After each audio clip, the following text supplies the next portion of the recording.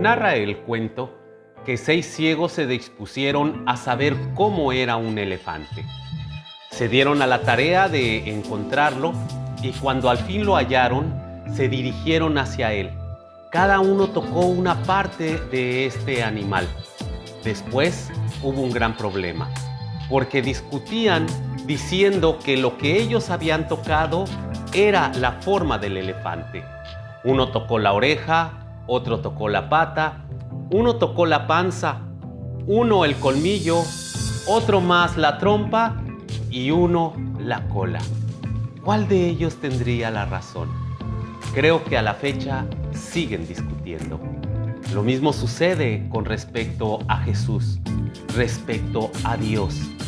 ¿Quién dicen que soy?, diría Jesús, porque nos desgastamos discutiendo, creyendo que nosotros tenemos toda la razón y que el otro también la tiene. ¿Quién dicen que soy? Ese es el mensaje de esta semana.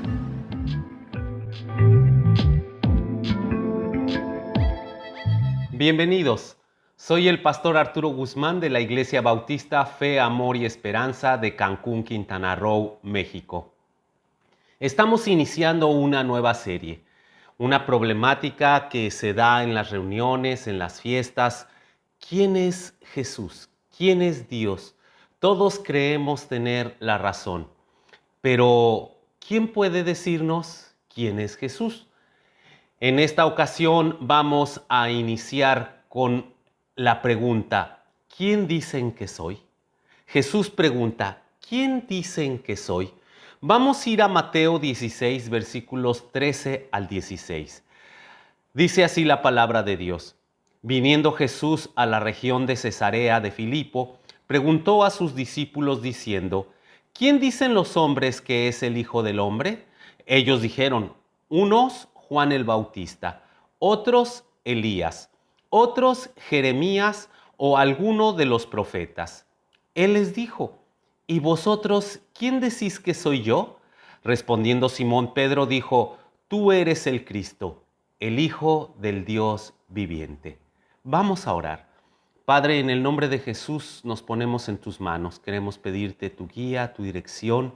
Queremos conocer más de ti, queremos conocer quién es Jesús y te pedimos que a través de esta serie tú nos enseñes, tú nos hables y que cuando terminemos podamos conocer más de ti y que podamos tener toda la confianza, una fe plena en donde podamos depositar todo lo que nosotros somos sabiendo que tienes planes extraordinarios para nuestro futuro.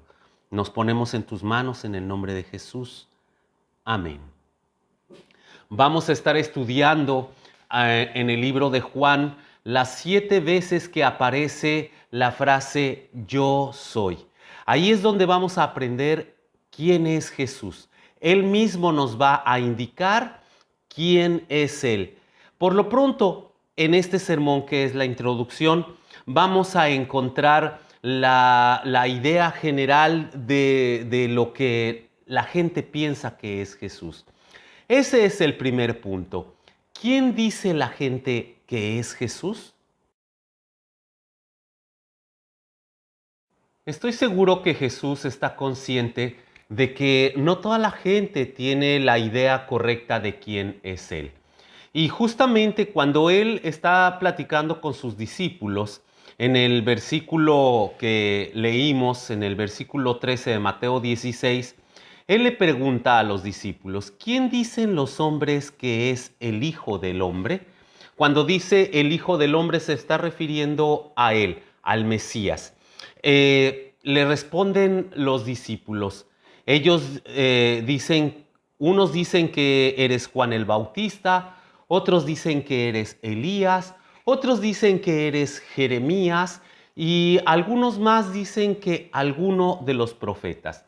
No está preguntándole a los discípulos, los sacerdotes del templo, los teólogos, los que saben mucho, ¿qué opinan quién soy yo? No, él se está refiriendo a los hombres comunes y corrientes. Y sin embargo, la gente del pueblo, que era judía y que los judíos tenían un conocimiento pleno de las Escrituras, mencionan a algunas personas que la verdad cualquiera de nosotros que pudiéramos ser identificados con uno de estos personajes nos sentiríamos orgullosos.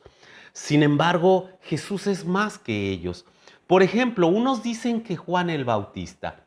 Juan el Bautista fue un hombre muy respetado según las Escrituras. Un hombre que venía a confrontar a las personas e incluso mucha gente creía que él era el Mesías. Hubo quien le preguntó en el templo, ¿eres tú el Mesías? Y él dijo, no, yo solamente vengo anunciando al verdadero Mesías. El Mesías es uno que viene después de mí. El Mesías es uno del que yo no soy digno ni siquiera de desatarle las sandalias. Juan el Bautista venía anunciando quién era Jesús, pero era tan fuerte su testimonio que, reitero, muchos creyeron que él podía haber sido el Mesías. Pero no, Jesús no era Juan el Bautista. Luego dijeron, Elías, pero tampoco. Elías, claro, también era un orgullo que lo confundieran con él. Elías fue un profeta en el Antiguo Testamento que dio un testimonio muy fuerte. Había un rey y su esposa que estaban en contra de las enseñanzas de Dios y además estaban en contra de todos los profetas de Dios. Cuando estos profetas querían decirles que ellos estaban equivocados, los mataban, los persiguieron, hicieron una cacería de ellos. Sin embargo, Elías se enfrentó.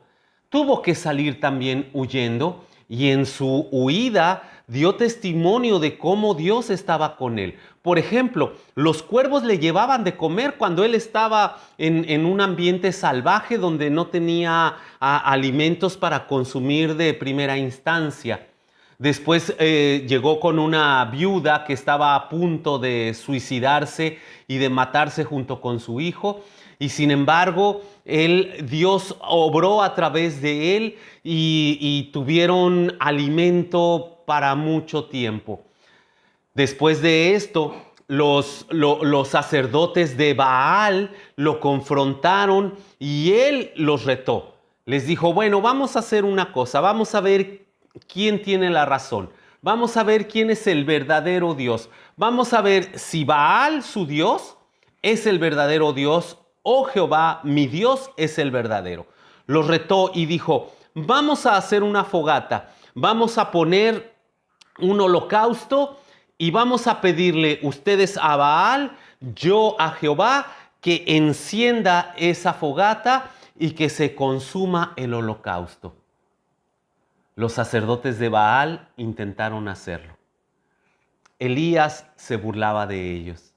Elías les pedía, canten más fuerte porque quizá él no los escucha y está dormido. No pudieron hacerlo. En cambio, en el turno de Elías, mojó además de todo la leña y pidió al Señor que encendiera el fuego. No para él vanagloriarse, sino para mostrarle a todos los que creían en Baal quién era Jehová en el que Elías creía y el que él anunciaba. El fuego se encendió, consumió el holocausto. Fue una muestra extraordinaria. Elías siguió con su trabajo. Elías no murió. Elías dice la Biblia que fue arrebatado en un carro de fuego al cielo. Y luego en Malaquías se da el anuncio que en los últimos días Elías volvería a la tierra. Los judíos tenían la seguridad de que Elías iba a volver. Y cuando veían a Jesús todo lo que estaba haciendo, ellos creían que era Elías. Ellos pensaron, seguramente es Elías, porque ¿quién más va a poder hacer las señales que él hace, sino Elías, que hizo cosas extraordinarias?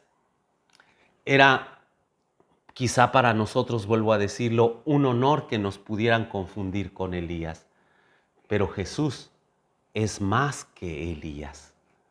Después dijeron que era posible que Jeremías también un hombre valiente que se enfrentó a los reyes de su tiempo, donde les dijo que iba a venir una nación extranjera a posicionarse de la tierra de los judíos y que iban a hacer un desastre con toda la gente. Los reyes se molestaron. Lo mandaron golpear, lo metieron a una cisterna, lo encerraron, en fin, le hicieron muchas cosas. Sin embargo, otros profetas decían que no era cierto y profetizaban a favor del rey. La verdad es que sucedió lo que Jeremías decía y Jeremías quedó como el verdadero, el único profeta que estaba diciendo la verdad. Es por eso que muchos lo estaban confundiendo con Jeremías. Jeremías logró una reputación altísima, pero Jesús es más que Jeremías. Jesús es más que cualquiera de los profetas. Si nosotros saliéramos hoy a la calle y le preguntáramos a la gente, ¿quién es Jesús? ¿Qué diría la gente que es Jesús? La gente diría quizá que es un gran maestro. Hay intelectuales que así lo mencionan, el maestro, otros el gran maestro. En fin, hay gente que se expresa muy bien de Jesús, pero Jesús no solamente es un maestro. Jesús no solamente es un profeta. Jesús no solamente es alguien que hace señales extraordinarias. Jesús va mucho más allá de cualquier idea que la gente pudiera tener. Por eso es necesario que nosotros estudiemos las Escrituras. Por eso es necesario que conozcamos cuál es el concepto bíblico de Jesús y no nos dejemos llevar por corrientes, por ideologías, por gente, por muy culta que sea, que nos dé la idea que tiene de Jesús. Hoy podemos encontrar libros que hablan de Jesús, pero que no tienen ningún sustento bíblico, ningún sustento más allá que la imaginación, la creencia y el deseo de las personas. Deberíamos los cristianos saber exactamente quién es Jesús. Y ese es el siguiente punto. ¿Quién dicen los cristianos que es Jesús? Los más indicados para decir quién es Jesús deberíamos de ser los cristianos. Me llama mucho la atención la pregunta que hace Jesús a sus discípulos. ¿Y vosotros, quién decís que soy yo? Los discípulos habían estado bastante tiempo conviviendo con él.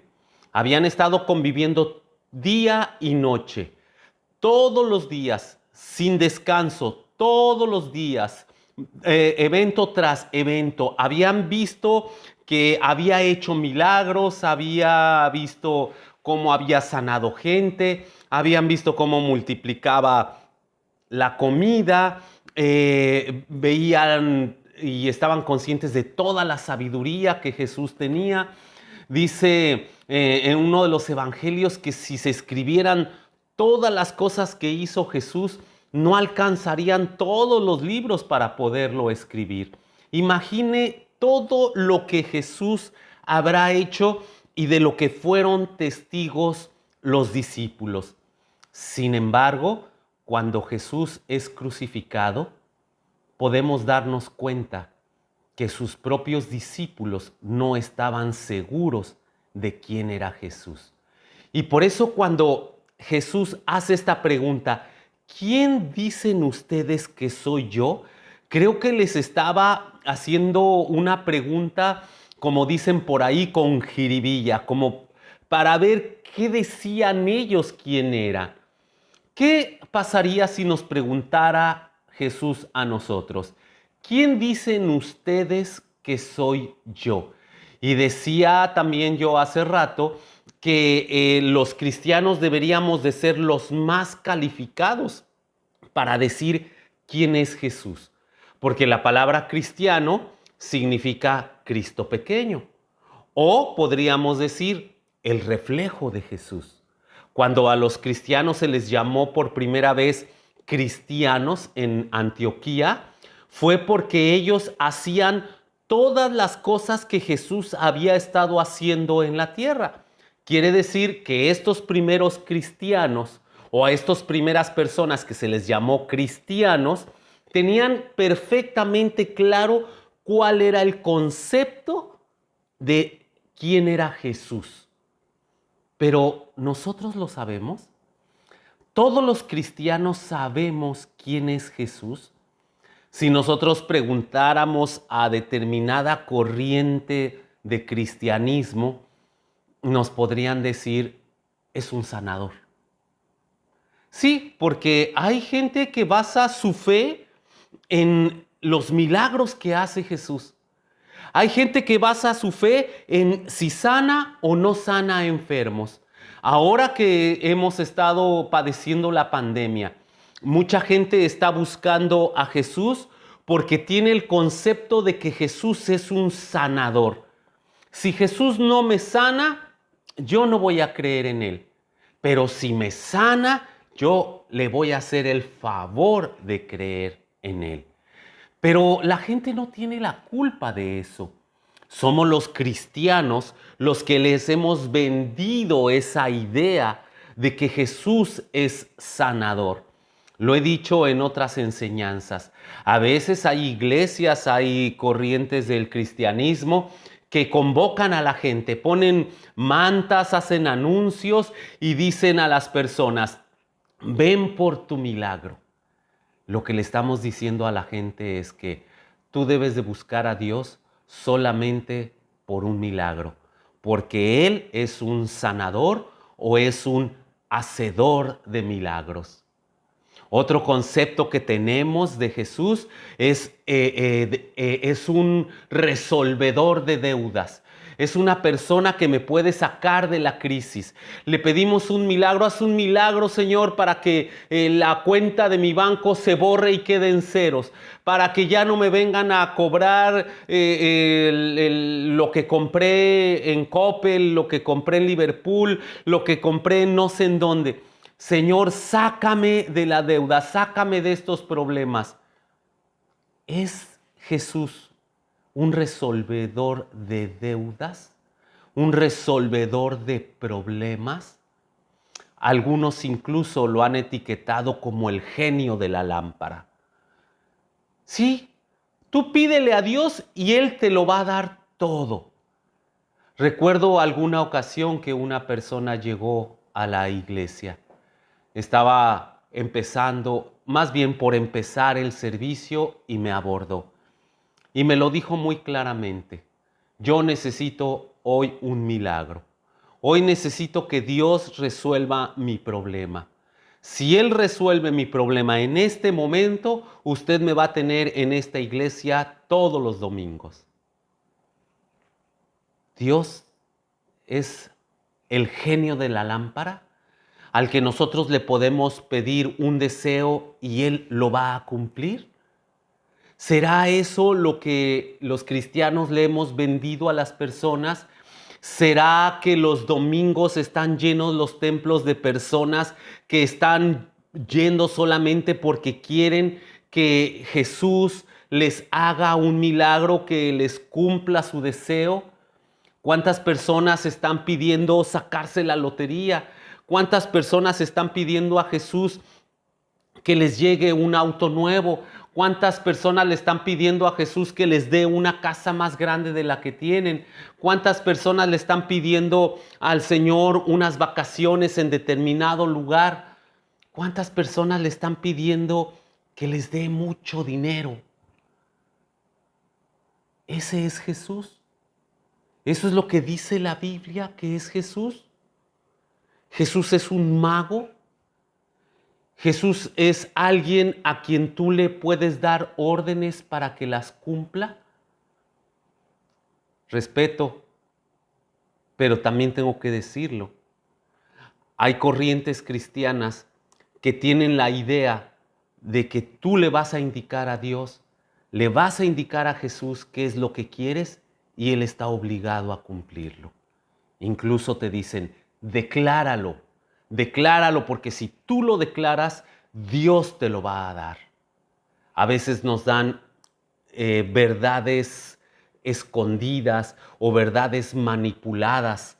Toman la Biblia, pero solo un segmento, y no nos dicen el contexto general y la enseñanza real de lo que la Biblia nos quiere decir. Jesús no es lo que yo creo. Jesús no es lo que yo digo que es. Y Jesús no es tampoco lo que yo deseo que sea. Yo sí, la verdad, quisiera que Jesús hiciera cosas en las que yo me beneficiara. Hiciera cosas en las que yo pudiera presumirle a los demás que Jesús me voltea a ver y a ellos no. Dios conoce nuestro corazón. Pero ese es el verdadero concepto de Jesús. ¿Eso es lo que nosotros tenemos que decirle a la gente que es Jesús? ¿O tendríamos que decirle a la gente, vamos a estudiar juntos y vamos a descubrir juntos quién es Jesús? No podemos quedarnos con un concepto equivocado. No podemos dejar que siga la gente caminando pensando que Jesús es de una manera y que lo estén buscando para obtener eso que ellos quieren. Jesús va mucho más allá de eso. Por eso esta serie está dedicada a eso. Ahora con la pandemia nos dimos cuenta que había personas que tenían un falso concepto de Jesús. Y queremos que tengan el concepto real, la verdad de lo que es Jesús. Y ese es el tercer punto. ¿Quién es Jesús? ¿Jesús hace milagros? Sí. ¿Jesús sana personas? Sí. ¿Jesús ayuda a resolver problemas? Sí. Todo eso hace Jesús. Pero no es eso Jesús. Puedes pedirle al Señor que te ayude cuando tienes una enfermedad, que haga un milagro en ti y que te sane. Sí. Si tienes una deuda, preguntarle qué puedes hacer y que te ayude a resolverla. Lo mismo si tienes un problema, cómo lo puedes resolver, cómo le puedes dar solución. Sí, claro que sí. Pero Jesús va más allá. Fíjate, dijo Pedro en el versículo 16. Respondiendo Simón Pedro dijo, tú eres el Cristo, el Hijo del Dios viviente. Tú eres el Cristo. No dijo, tú eres el sanador. No dijo, tú eres el resolvedor de problemas. Tú eres el que me va a sacar de cualquier situación negativa que yo tenga. No dijo eso. Dijo, tú eres el Cristo. Y tenemos que partir de ahí. ¿Qué significa Cristo? La palabra Cristo significa ungido. O sea, ungir era poner una unción, untar grasa o aceite buscando el bienestar de la persona, del bienestar físico de la persona. Lo que ahora conocemos como un masaje, algo muy similar. Era diferente, pero algo similar. Aplicar aceite que corra por el cuerpo y que la gente pudiera sentir un beneficio físico. Pero también vamos a tomar algunos ejemplos del Antiguo Testamento. En la unción legal se derramaba aceite sobre la cabeza como símbolo de majestad. Por ejemplo, cuando iban a ungir a un rey. Se ponía sobre la cabeza era símbolo de majestad. Decíamos que en el Antiguo Testamento encontramos que a los reyes se les ungía. Con esto, el pueblo le estaba confiriendo al rey la autoridad. Le estaba diciendo, tú eres mi autoridad. Tú eres mi rey. Encontramos algunos reyes muy específicamente mencionados que fueron ungidos. Por ejemplo, el rey Saúl, el primer rey que tuvo el pueblo judío. Después el rey David, que fue ungido también cuando todavía Saúl era rey, pero David fue ungido por Dios porque ya ahora sí que venía formado, era quien lo iba a suplir. Después de esto se menciona a Salomón, el hijo del rey David. Son los tres que están muy claras, muy bien mencionado que fueron ungidos. Pero también se ungía a los sacerdotes, a los sumos sacerdotes. Se puede decir entonces que el ungido es el escogido o el elegido por Dios. Un ungido no era escogido por el pueblo, era elegido por Dios. Y decíamos que el pueblo judío estaba esperando el regreso de Elías y por eso estaban confundiendo a Jesús con Elías. El pueblo judío estaba esperando también a un Mesías, al Salvador. Pero estaban confundidos, tenían unas ideas extrañas. Por un lado pensaban que podía ser Elías y en fin, tenían ideas por ahí. Pero ¿se puede decir entonces que el ungido era Jesús? ¿Que el ungido es Jesús? Era el elegido por Dios. Entonces, si Jesús es el Cristo, Jesús es uno que busca el bienestar de las personas. ¿Recuerdas lo que dijimos que era ungir? Era poner aceite o grasa sobre el cuerpo de una persona para buscar su bienestar físico. Jesús busca que tú físicamente estés bien, que tengas un bienestar, pero no a través de un milagro. No a través de que tú le exijas qué es lo que tú quieres. Jesús te quiere guiar y te quiere llevar a donde encuentres el bienestar. Dijimos también que los reyes eran ungidos. Entonces Jesús quiere tomar el lugar de rey en la vida de las personas.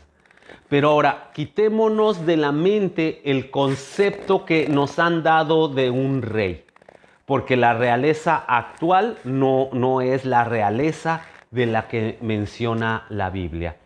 La realeza eran gobernantes, verdaderos gobernantes. Imagínate simplemente, el rey se sentaba a las puertas de la ciudad y atendía a las personas directamente. No mandaba a su secretario, no mandaba al comisionado de seguridad o al de economía o de cualquier otra cosa, no.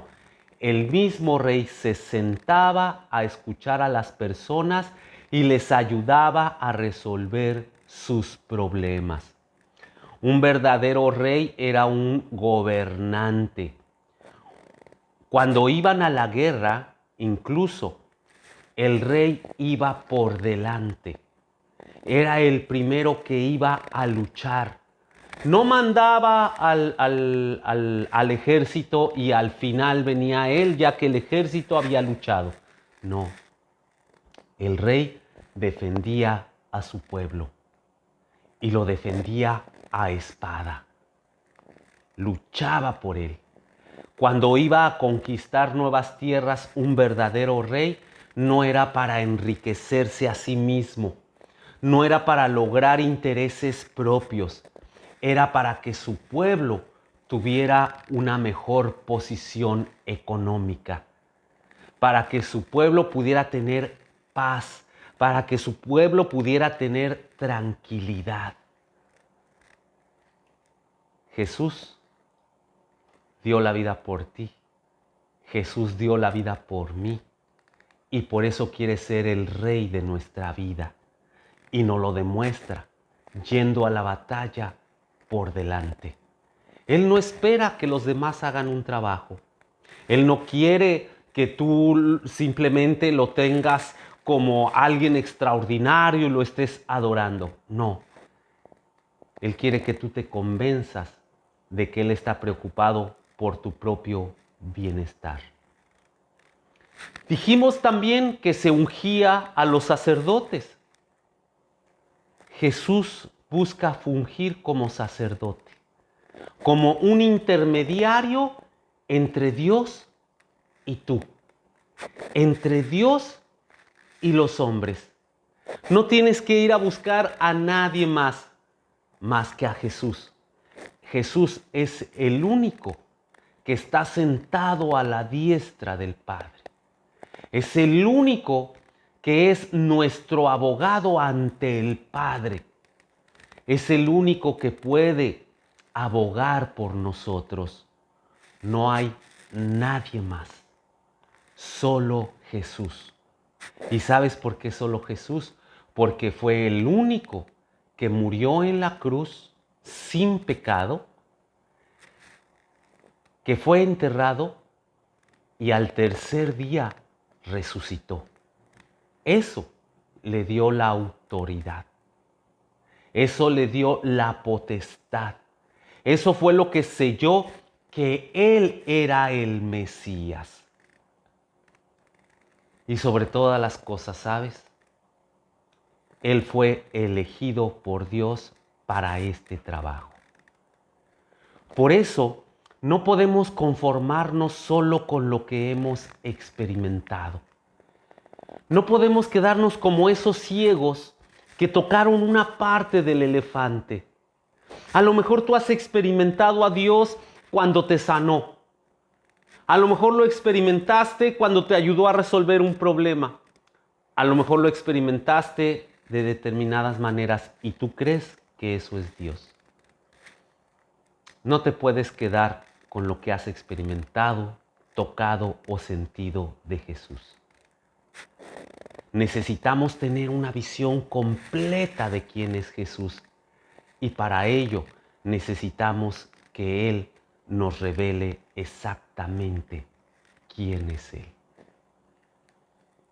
Hoy por lo pronto podemos decirle al Señor, Señor, ayúdame a quitarme la idea equivocada que tengo de ti. Vamos a orar.